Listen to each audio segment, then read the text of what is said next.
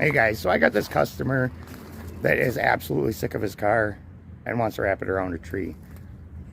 He's had it to multiple mechanics. His normal mechanic couldn't figure it out. It's been nothing but a problem. It keeps going into limp mode and chugging, dying, doesn't run, shifts hard. And this ECU is saying that it's losing throttle position. So first mechanic changed his throttle body and sensor. Same problem. Took it back. His mechanic ended up telling him, because he couldn't figure it out, he told him he needs a new ECU, new computer, because this was engine swapped. It's a 2009 Chevy Equinox. It was engine swapped, drivetrain swapped with a Pontiac Torrent. His mechanic told him he needs a new computer because the two systems can't communicate with each other, which is not how that works. They're both GM. The guy ended up coming here because he went into limp mode, and Amish, of all people, suggested coming here, see if I had a different idea what was going on. Well, I don't do that. I don't like diagnostics. I don't like wiring. I don't like that stuff. But I checked his codes. His last mechanic never cleared codes after the repairs he did. So I don't know what is it. So I cleared his codes, sent him on his way. He had a doctor's appointment. He had to go anyway. I said, if it does it again, or when it does it again, bring it back so I can see what the new codes are. All right, so let's see if I can explain this.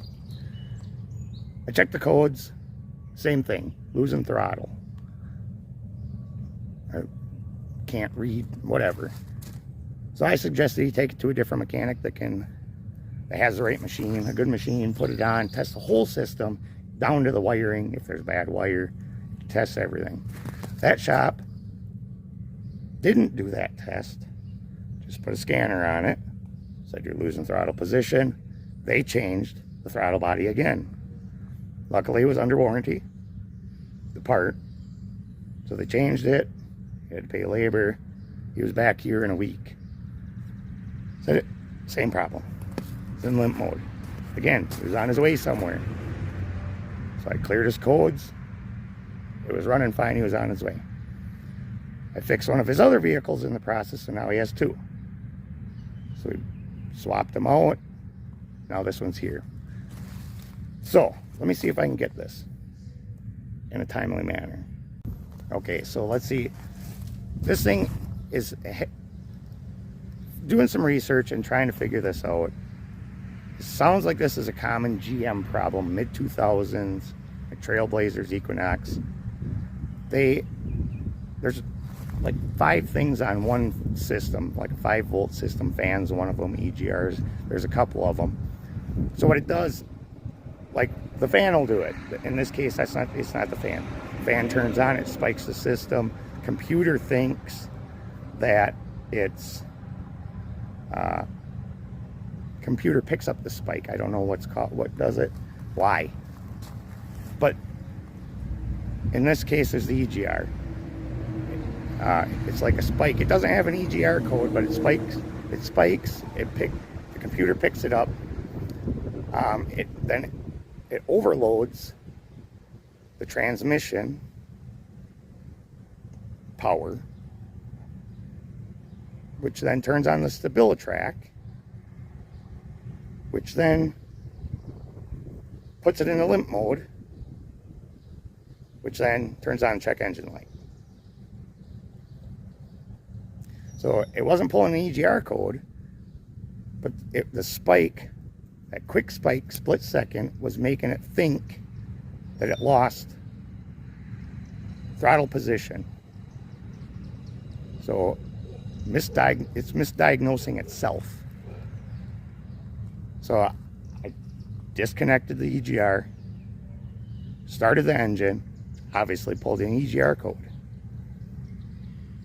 cleared the codes, plugged back in the EGR, started the engine. The stabilitrack light finally went off. That's the first time it's done that. No check engine, no stabilitrack. Sat in the driveway, revving the engine, 2,500, 3,000 RPMs. Kicked on stabilitrack, but no check engine because it didn't overpower the transmission. Unplugged the EGR, plugged it back in, started the car, no more stabilitrack. Okay.